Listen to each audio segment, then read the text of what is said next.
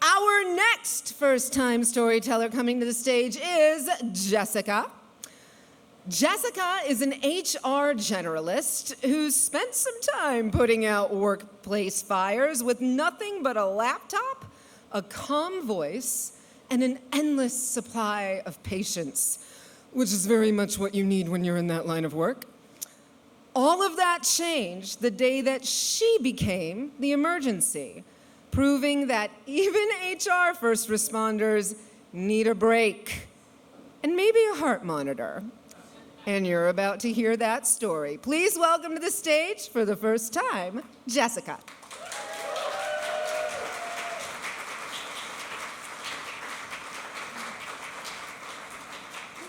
Thank you. It was an in-person meeting. Nothing special. Long boardroom table, 8 executive chairs, incandescent lighting. One person was calling in. We were working on revamping our recruiting and hiring processes to decrease the high turnover of our new hires. Suddenly, a sharp, stabbing pain struck me in the middle of my chest. I tried breathing deeply to make it go away. Instead, the pain intensified. I started getting nauseous. I was burning up. I took off my sweater, and there was no relief. Someone asked me a question, and as I started to answer, an aura of darkness started sweeping over my eyes as my head began to buzz. I uttered, "Call 911." I woke up on the floor in the recovery position, hearing voices. The paramedics had arrived.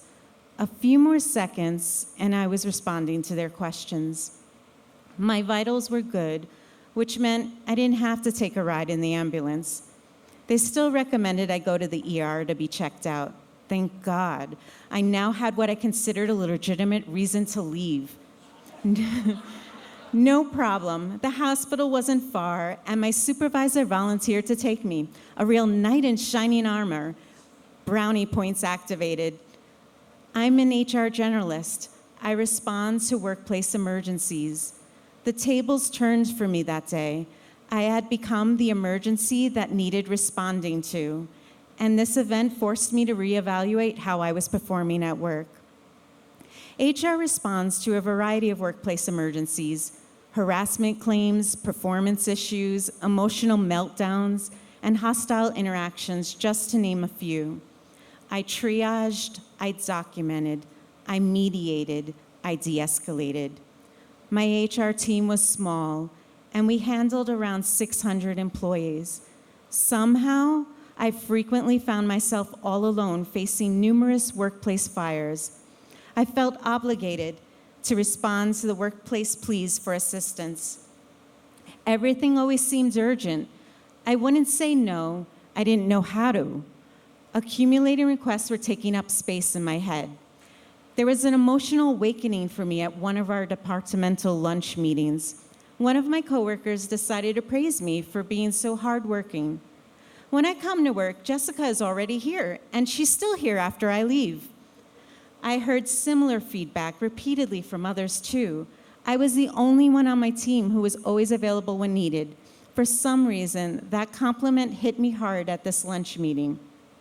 I felt sadness instead of pride. My coworker validated what I had been feeling. I was working too much. The first to respond at the beginning of the day and still responding when everyone else had already left. This is what my value was to others. I would always be there to put out the raging fires while also balancing the bulk of the overwhelming number of administrative tasks being sent our way. I did it well. No one knew how much I struggled to keep up. No one saw the toll the work had on my well-being until that fateful day when I passed out during a meeting. I questioned the imbalance of work. I questioned my misery. In the beginning, I really tried to be understanding towards my new coworker and my supervisor, who was also new. But over time, I realized how much they took away from me by expecting me to cover everything while they are learning, because I had been there longer and knew how to do it already. My supervisor demonstrated no initiative to learn any of the tedious admin tasks. Those were passed on to me while my coworkers were out for various personal reasons. I got praise from him for being so efficient, a real talent for HR, and how I was a joy to work with. He said lots of very positive things about my ability to work hard. He probably thought he was being supportive. He wasn't. I needed someone to start stepping in, showing up, and taking some of the workload off me. That wasn't happening. He conveniently had places to be for hours on end and reasons to be out on Mondays and Fridays.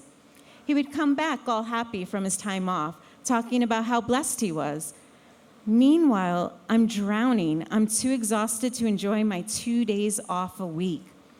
This all piled up over months. I felt guilty for the negative feelings that were starting to surface. Being a good team player meant pushing those negative feelings aside. I had to be strong and available to respond to whatever came my way. I kept sacrificing my wellness to perform my job so that others could maintain their wellness.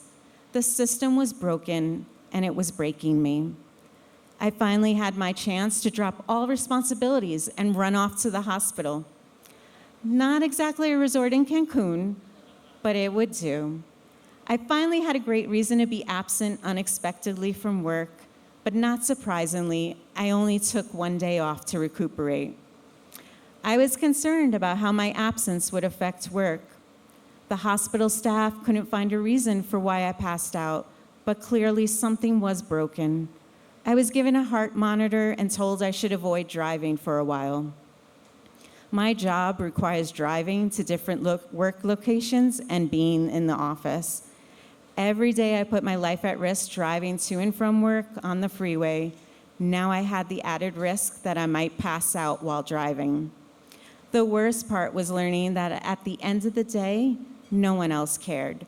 The concern for my well-being faded once I mentioned the doctor's recommendation to limit my driving. I was replaceable. So I rebelled. I focused on my wellness. I booked a week-long overpriced soul adventure to Sedona. Sacred rocks, breath work, vortex energy, healing trauma, aligning my chakras, and discovering my soul's purpose. I took every opportunity to work outside of the office. I went to conferences. I brought my laptop to different work locations and worked remotely from there. I cultivated unavailability like a secret garden. I did what others had always done. I stopped arriving early. I stopped staying late. I started vanishing at lunch. I no longer prioritize work schedule over available doctor's appointments. I no longer cared if it was inconvenient for others at work. I prioritized joy. I prioritized myself. And you know what?